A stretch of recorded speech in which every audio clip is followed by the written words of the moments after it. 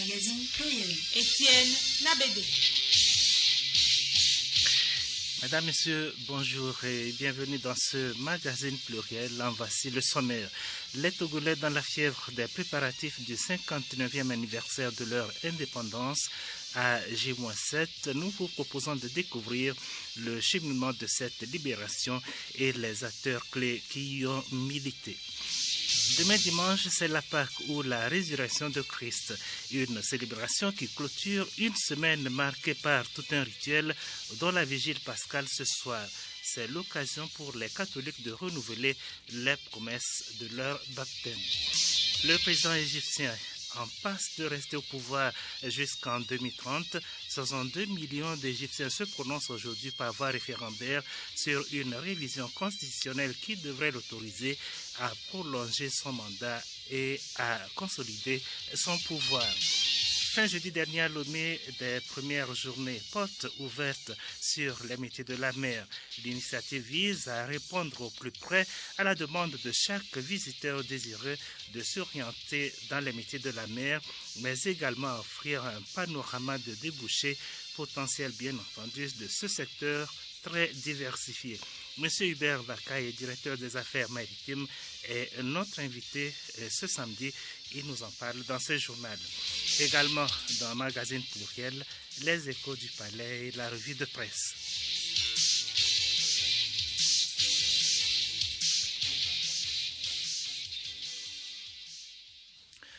Mesdames, Messieurs, à nouveau, bonjour. 59e anniversaire de l'accession du Togo à la souveraineté internationale, c'est le 27 avril prochain. À l'instar des autres pays africains, la lutte pour l'obtention des droits souverains dans aucun pays au monde n'a été chose aisée. Partout ailleurs, se départir du joug colonial a ainsi été marqué par des moments de vive tension et de combats acharnés. Au Togo, l'indépendance chèrement acquise et voulue par tous a donc mis plus d'un acteur clé au devant de la scène. Rodrigue Pali et Gabriel Ayena. Aucun Togolais, quelle que soit son appartenance politique ou sa classe sociale à la veille de 1960, n'était contre l'indépendance du Togo. Tous étaient pour la libération du joug colonial, même si la démarche pour acquérir cette indépendance diffère selon que l'on soit de la tendance des progressistes ou de celle des nationalistes. Ils ont tous été des acteurs clés de l'accession du Togo à la souveraineté internationale. Maman Alourou, docteur en histoire contemporaine, enseignant-chercheur vacataire à l'université de Lomé. Aucun Togolais ne va dire qu'il accepte la domination coloniale. Chacun a apporté son grain pour l'indépendance. Il y a généralement deux tendances. Il y a les tendances nationalistes et les tendances progressistes. Au niveau des tendances nationalistes, nous avons le CUT, Comité de l'unité togolaise, et la Juventus.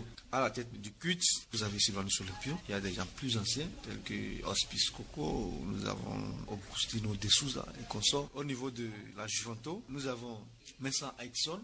Nous avons la tendance progressiste. Elle est composée de deux partis également. Nous avons le PTP, le Parti togolais du progrès, et la Juventus. Au niveau du PTP, vous avez Nicolas Gruniski, vous avez Pedro Olympio, créateur du PTP, déjà comme Aïe Ataï. Au niveau de l'UCPN, beaucoup de chefs. D'autres acteurs qui ont également été les fers de lance de cette lutte pour l'indépendance restent les syndicats, l'Église, les étudiants et surtout les femmes. Nous retrouvons Dr Maman. Il y a les femmes qui finançaient, mais aussi qui véhiculaient l'information. C'était prohibé de dire uploader. C'est les femmes, à travers des chansonnets, qui transmettaient le message de réunion des nationalistes. Elles circulaient de marché en marché et elles profitaient pour souffler l'information. Elles ont plusieurs stratégies. Il y a l'ONU aussi. Il y a d'autres acteurs externes, tels que la Seconde Guerre mondiale et la conférence de Bandung. J-7 donc ce samedi pour cette célébration qui va mobiliser Togolaises et Togolais autour d'un seul et même idéal. Paix, sécurité et travail pour un développement harmonieux de notre pays. Inauguration, pose de premières pierres et décoration sans entre autres manifestations au programme de cet anniversaire. Bénédicte Kanda. Mardi 23 avril 2019, de 9h30 à 11h, démarrage des transferts monétaires pour 61 000 ménages, Timbu 5AC. De 14h à 15h30, inauguration de l'usine de production de fer à béton, zone franche Cara. Mercredi 24 avril 2019, de 8h à 9h30, inauguration du nouveau centre administratif Lomé, à côté de la nouvelle présidence GTA. De 10h à 11h30, inauguration du nouveau port de pêche, zone industrielle Golfe. De 14h à 15h30, lancement du village du futur, situé à Fidegnon dans le Yoto. Jeudi 25 avril 2019, de 9h à 10h30, inauguration de l'usine de fabrication de produits plastiques Africa Plastic Technology, Chevier Zio. De 11h à 12h30, inauguration de l'usine de production de jus d'ananas, jus délice, Agbatope Zio. De 14h à 15h30, pose de la première pierre de l'usine de production d'habillement militaire à Adetikope Agouanivé. De 16h à 17h, lancement du projet Olé. Vendredi 26 avril 2019, 17h15, cérémonie de décoration à la place de l'Indépendance.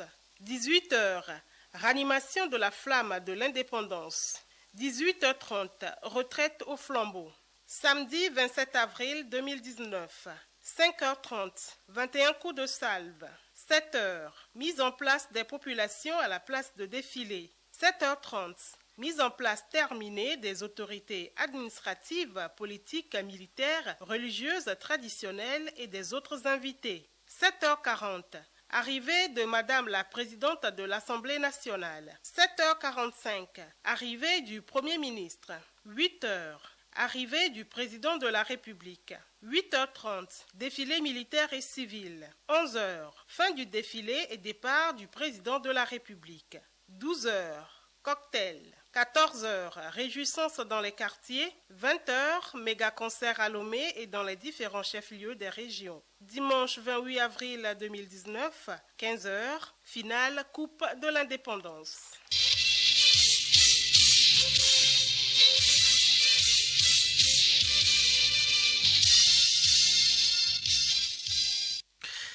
Les fidèles catholiques célèbrent demain dimanche la fête de Pâques ou la résurrection de Christ.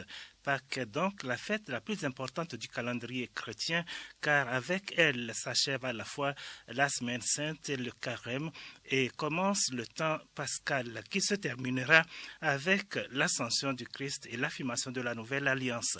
Ce soir déjà, les chrétiens catholiques vont procéder à la vigile pascale, qui est la veille nocturne durant laquelle est célébrée la résurrection du Christ. Pendant cette célébration, les adultes demandant le baptême sont baptisés. C'est aussi l'occasion pour les catholiques de renouveler les promesses de leur baptême. Léontine Atogima. La veille pascale se construit à 4 temps essentiels. D'abord, la liturgie de la lumière.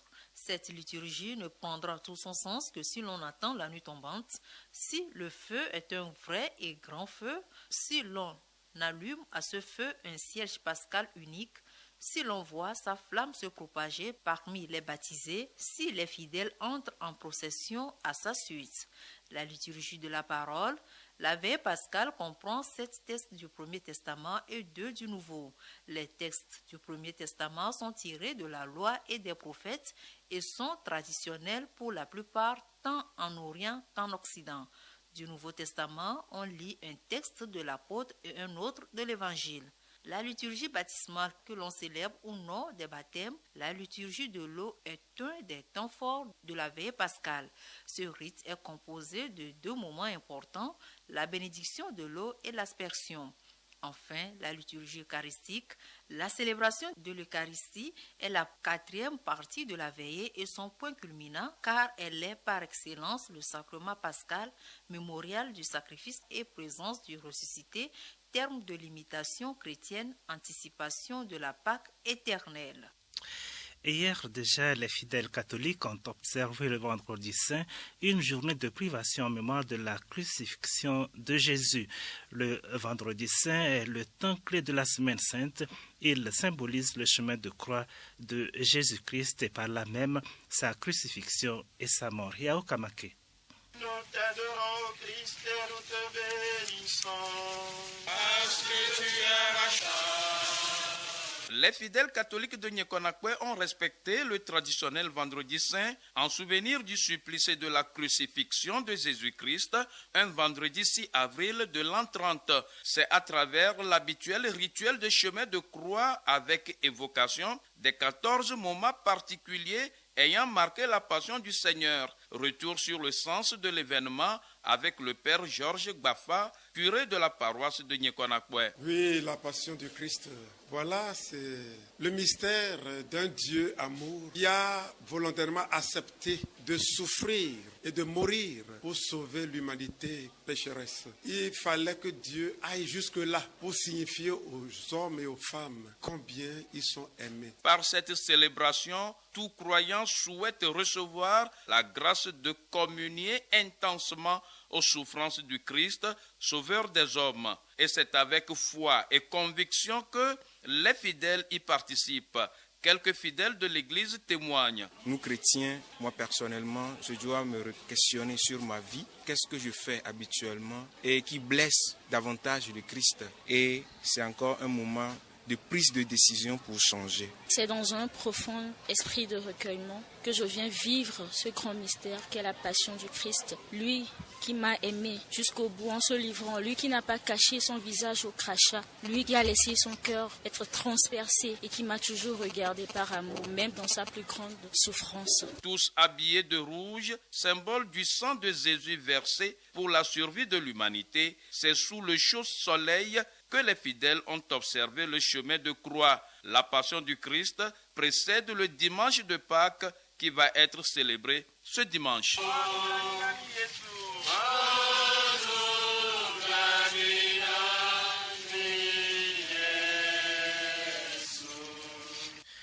Assemblée générale statutaire du syndicat des agents de l'immobilier du Togo ce samedi à Lomé, placée sous le thème Enjeux et défis de la sécurisation de l'immobilier et du foncier au Togo. Cette assemblée vise à faire un état des lieux et un diagnostic des défis en vue d'une restructuration du secteur longtemps resté dans l'informel. Folie Dotek Folikoué, directeur général du syndicat. Les agents immobiliers ne sont pas reconnus par l'État. Il fallait l'accompagnement du chef de l'État donner des formations à nos collègues. Tous ceux qui sont désireux à exercer notre métier sont invités à partir de maintenant à nous joindre pour qu'ensemble on arrive à accompagner le chef de l'État dans sa politique. Plusieurs recommandations ont été faites à l'endroit du gouvernement pour un accompagnement effectif. À la fin des travaux, un bureau de 13 membres dirigé par Folie Doté Folikoué a été mis en place pour un mandat de 4 ans renouvelable.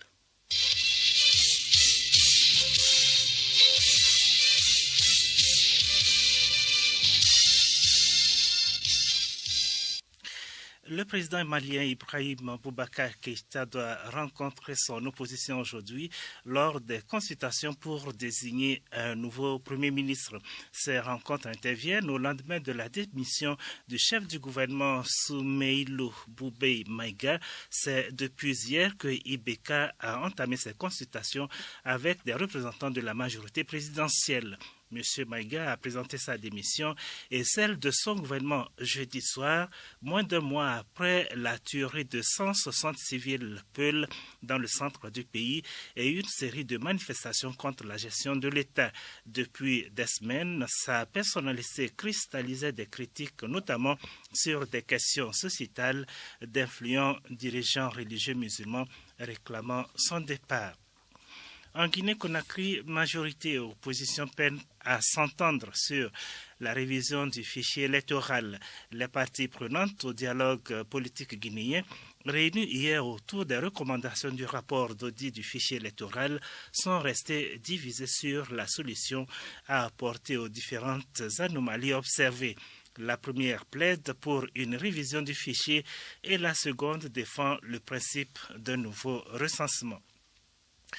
Les Égyptiens se prononcent depuis ce matin par voie référendaire sur une révision constitutionnelle qui devrait autoriser le président Abdel Fattah al-Sisi à prolonger son mandat et à consolider son pouvoir. Le scrutin, qui va durer 3 jours, devrait lui donner sans surprise la victoire. Bénédicte Kanda. C'est une consultation que l'on dit sans grands enjeux. Elle devrait donner sans surprise la victoire au général Abdel Fattah al-Sisi et à ses partisans. Le président Sisi a voté au Caire dès l'ouverture des bureaux de vote. Si le oui l'emportait, les nouvelles dispositions permettraient de faire passer le deuxième mandat de Sisi de 4 à 6 ans, portant son terme à 2024.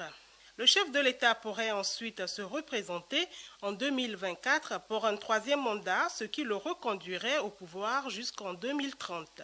Outre la durée du mandat présidentiel, la révision doit accroître le contrôle du pouvoir judiciaire par l'exécutif et institutionnaliser le rôle politique de l'armée, pilier du régime en place. Les changements prévoient également de rétablir le bicamérisme avec le rétablissement d'un Sénat qui avait été supprimé en 2012.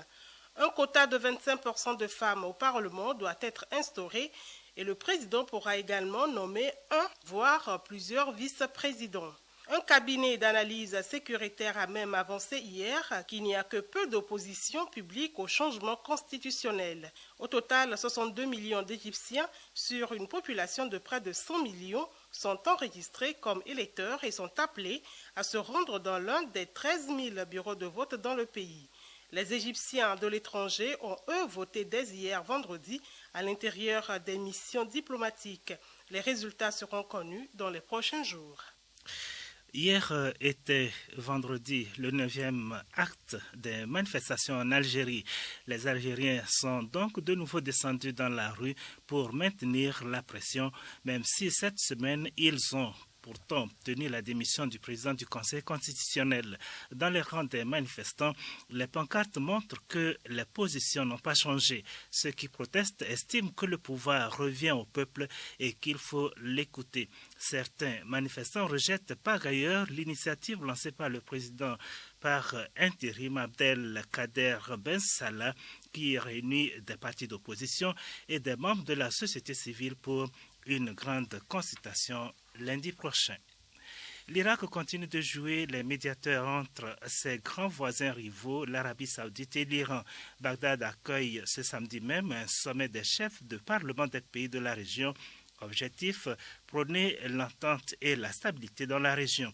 Il sera question de la lutte contre le terrorisme, de la coopération régionale et du développement politique et économique. Les chefs de parlement saoudiens, koweïtiens, syriens, jordaniens et turcs seront autour de la table ainsi qu'un responsable iranien. Ces discussions devraient aboutir sur une déclaration commune.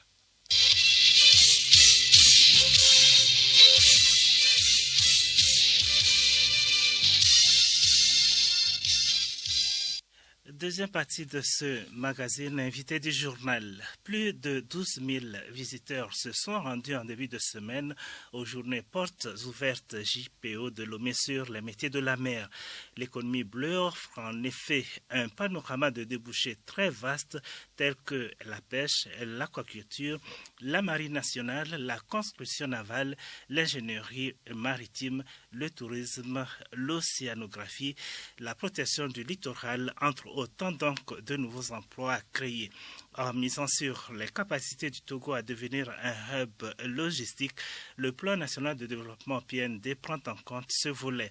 Pour le directeur des affaires maritimes, Hubert Bakaï, ces JPO visent à accompagner justement la mise en œuvre du PND à travers son ambition de faire du Togo un hub logistique en préparant les jeunes à s'intéresser au métier de la mer.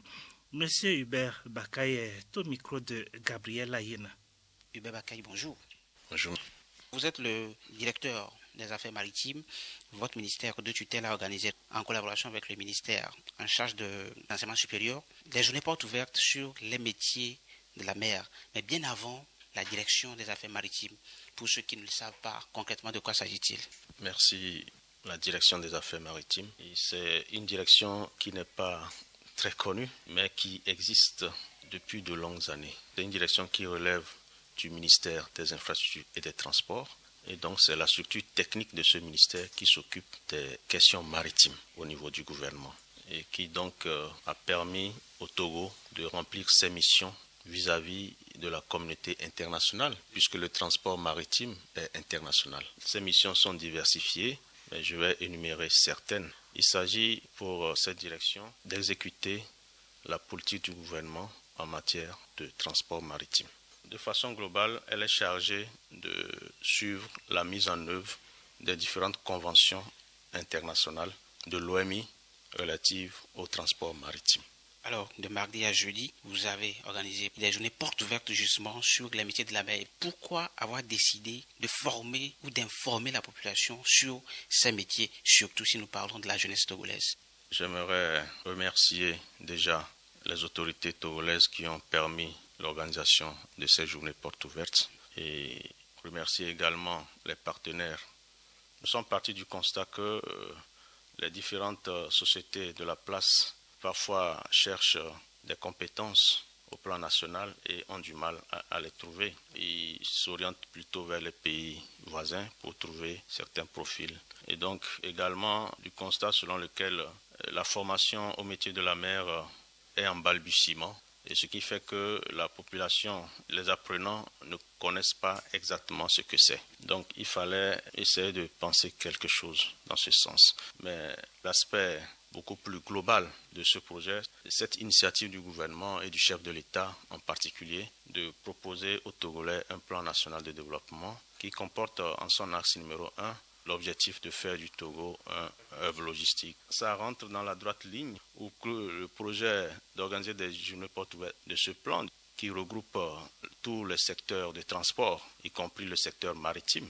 Et donc pour nous, il fallait jouer notre partition dans la contribution au PND en mobilisant, en sensibilisant les apprenants qui sont les futurs managers de notre pays à s'intéresser au métier de la mer afin de combler ce manque de compétences que les opérateurs économiques vont chercher ailleurs et aussi pour leur propre épanouissement, pour pouvoir régler les problèmes de chômage et pour pouvoir huiler davantage la mise en œuvre du PND lorsque ceci sera vraiment opérationnel pour qu'on ne soit pas en manque de ressources humaines lorsqu'il va falloir travailler sur des aspects assez pointus comme les questions de navigation, de mécanique. Il y a aussi un aspect un peu spécifique qui a été illustré par un partenaire qui est venu présenter le métier de scaphandrier et les autres aspects liés aux plongées sous-marines pour pouvoir régler les problèmes dans le sous-sol marin. Un navire qui a un problème au niveau de sa coque dans l'eau, il va falloir y aller et faire les réparations, n'est-ce pas? Donc aussi les recherches scientifiques, les plongées sous-marines dans le domaine de l'environnement, dans le domaine de la science, etc. Donc ils ont pu faire cette présentation qui a ému plus d'un et je viens d'avoir le retour qu'il y a une centaine d'étudiants qui sont inscrits pour s'intéresser à ce métier. Et donc probablement ce partenaire-là nous a appelés pour nous dire qu'ils sont vraiment intéressés d'organiser avec l'accompagnement d'affaires maritimes et du gouvernement togolais un concours afin de faire le tri de ceux-là qui sont vraiment intéressés par ce métier pour pouvoir les former et les embaucher. Vous l'avez aussi souligné tout à l'heure, il y a une centaine qui se sont enregistrés. Et dites-nous, ils s'enregistrent où et la formation va se faire où? Comment ça va se dérouler? Nous savons que lors des journées portes ouvertes, il y a eu des stands qui ont été animés. C'était un cas de rencontre entre employeurs et jeunes demandeurs d'emploi. Et donc, c'était l'occasion pour ces jeunes-là et pour ces sociétés qui sont prêtées à cet exercice de pouvoir relever les besoins des étudiants et de présenter aussi leur société pour que ces sociétés soient mieux connues. Donc, à ces occasions, il y a eu des manifestations d'intérêt pour ce métier de scaphandrier, etc. Et donc, c'est à cette occasion que cette liste a été retenue. Et donc, c'est une shortlist qui va être utilisée pour pouvoir avancer. C'est dit que, considérant ce que les jeunes ont demandé, c'est-à-dire ce qu'ils veulent, que maintenant on peut définir la formation, c'est ça? D'abord, il faut trouver un intérêt, une manifestation d'intérêt de la part des jeunes, parce que c'est un métier assez rigoureux. Si je peux parler que de ça, c'est assez rigoureux, c'est assez exigeant. Il faut que des gens disent oui, je veux. Bon, et après, maintenant, on va s'organiser mieux pour faire les tris nécessaires, parce qu'il faut faire les examens, les tests de santé, les aptitudes physiques, etc., pour pouvoir le faire. Donc tout ça, et on va s'organiser avec ce partenaire pour pouvoir aller de l'avant. Est-ce que jusque-là, il n'y a pas une école qui forme dans ce domaine maritime, que ce soit au Togo ou ailleurs? Est-ce qu'il y a quelque chose comme ça pour le moment? Oui, il y a une école privés qui forment, mais pas au métier de scaphandrier. Justement, scaphandrier, expliquez-nous un peu. C'est les plongées sous-marines. Oui, c'est ça. Donc, il n'y en a pas.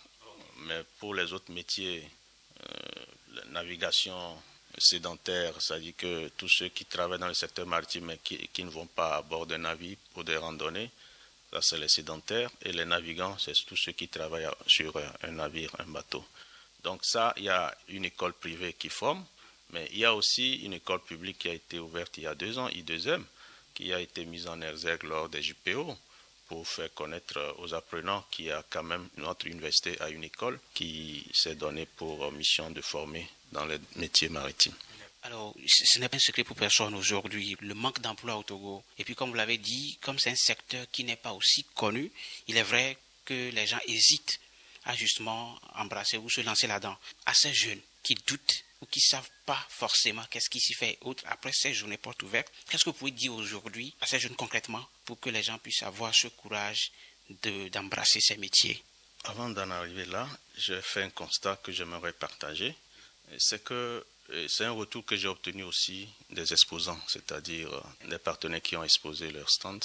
C'est qu'il y a un constat général, les jeunes ont besoin de repères.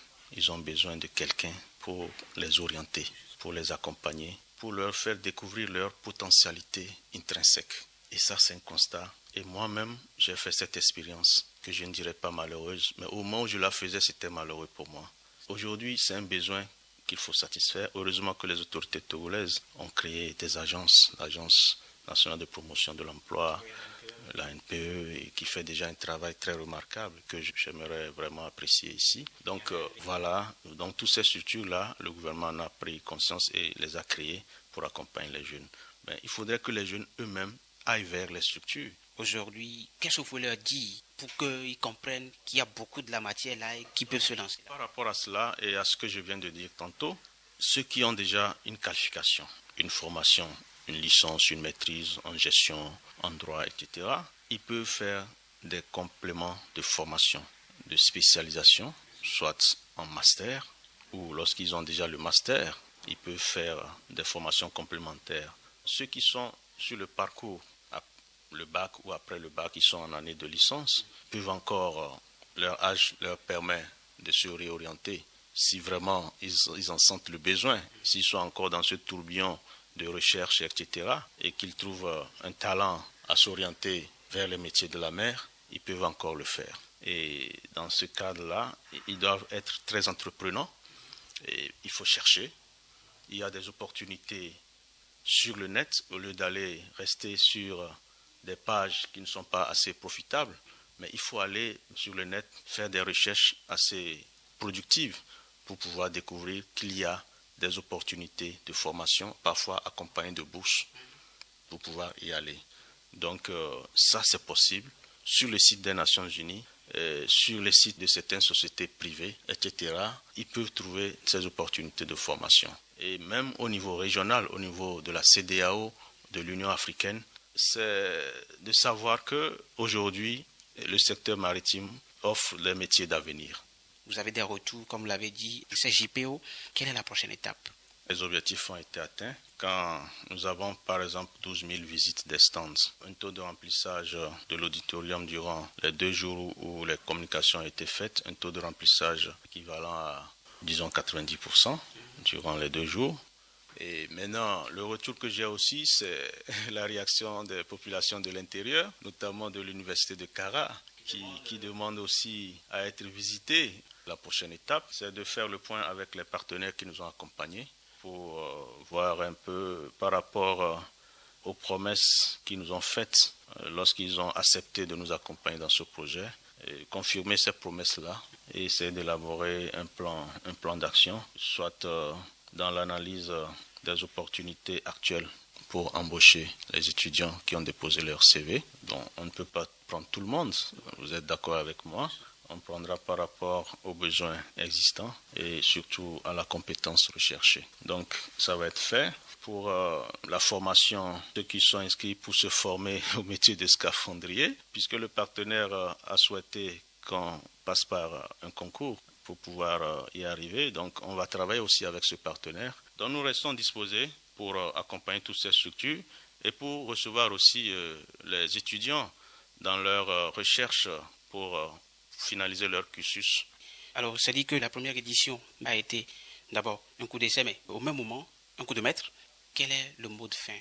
À l'endroit des auditeurs et de la jeunesse, je dirais que l'espoir est permis. Comme eux-mêmes le constatent, l'espoir est permis. À l'endroit des gouvernants, c'est pour dire merci de nous avoir offert cette opportunité et les moyens pour pouvoir initier ces JPO. Je dis sincèrement merci au gouvernement et au ministre des Infrastructures et des Transports. À l'endroit du chef de l'État, tous mes encouragements.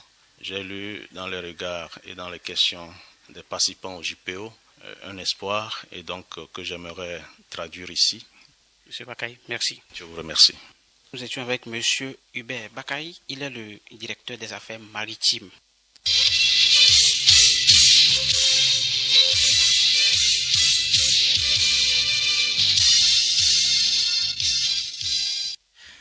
Trois personnes accusées d'homicide volontaire et de groupement de malfaiteurs ont été condamnées à 20 ans de réclusion criminelle. Retour sur les faits avec Hélène Assabi dans Écho du Palais. C'était un dimanche du 14 septembre 2008 que la nommée Sowede a été retrouvée morte, étranglée à l'aide d'une corde dans sa chambre. Alertée, la gendarmerie de Vaughan s'est transportée sur les lieux, à Vaughan-Livet, à 4 km de Vaughan. Les investigations ont permis d'appréhender les nommés Tayo, Kofi et Noélie. Le nommé Togbe, qui a été dénoncé par Tayo, a réussi à prendre la fuite. En effet, le samedi 13 septembre 2008, Tayo a été surpris par la victime en train de commettre un vol dans sa chambre, mais a réussi à s'échapper. Après sa fuite, il est allé dire à ses deux amis, Togbe et Kofi, que la victime disposait de l'argent dans sa chambre. Ils ont ensemble pris la résolution de passer à l'acte. C'est ainsi que tous les trois retournèrent sur les lieux dans le but d'aller soustraire de l'argent à la victime. Quand ils s'étaient introduits dans sa chambre, ils constatèrent qu'elle ne dormait pas et pour faciliter leur forfait, ils l'ont étranglée à l'aide d'une corde. Inculpés d'homicide volontaire, de complicité d'homicide volontaire et de groupement de malfaiteurs, tous les mis en cause ont nié les faits aussi bien en enquête préliminaire que devant le juge d'instruction, à l'exception de Tayo, qui a prétendu n'avoir joué que le rôle de guetteur. Tout compte fait, devant la cour d'assises de Lomé, à l'audience du 2 mars 2016, Tayo a été reconnu coupable au même titre que Kofi et Togbe. Les trois ont été condamnés à 20 ans de réclusion criminelle. Un mandat d'arrêt a été décerné contre le nommé Togbe qui est toujours en fuite. Aucune charge n'a été retenue contre la nommée Noélie. À samedi prochain.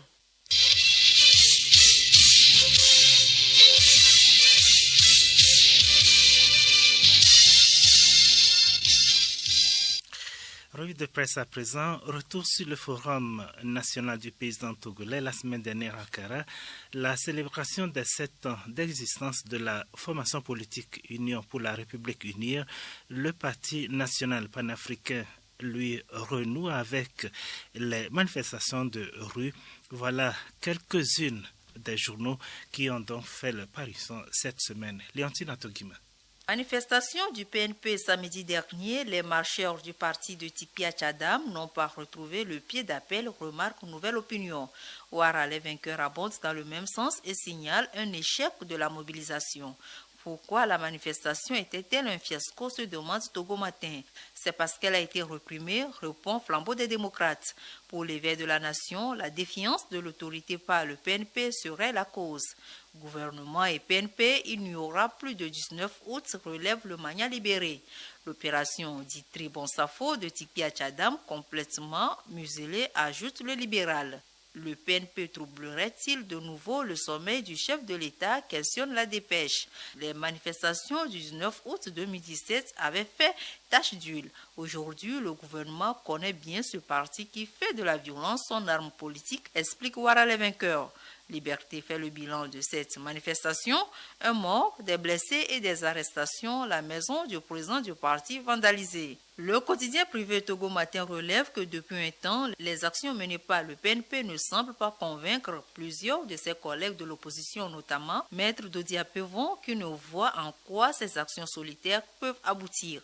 Le médium renchéri, l'NC, le FDR et le reste de la C14 ont fustigé le cavalier seul que le PNP a initié en appelant à une manifestation politique. Flambeau des démocrates revient et dénonce le silence surprenant des acteurs politiques de l'opposition après le saccage du domicile du leader du PNP. Déchirement de l'opposition qui, pour siffler la fin, s'interroge la manchette.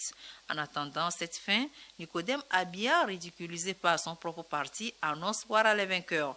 Pour sa gestion opaque du parti des démocrates, Nicodème Abia, chassé comme un malpropre, confirme l'éveil de la nation. Que se passe-t-il avec Nicodème Ayao Abia, questionne Togo Matin.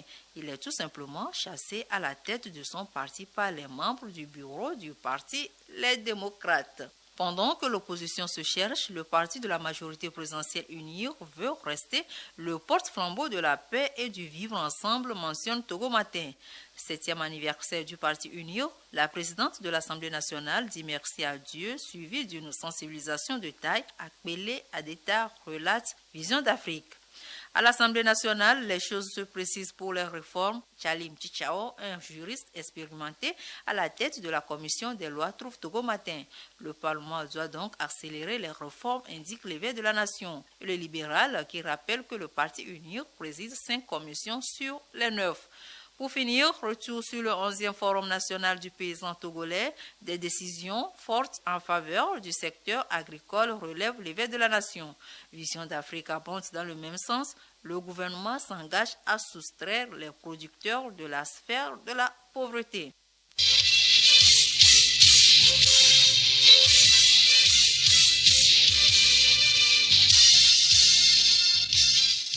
Pluriel, le magazine hebdomadaire de Radio Lomé. Mesdames et messieurs, fidèles auditeurs de Radio Lomé, le magazine pluriel de ce samedi 20 avril, c'est terminé. Nous vous donnons rendez-vous samedi prochain. En attendant, nous vous donnons aussi rendez-vous pour 14 heures pour un survol de l'actualité internationale et nationale.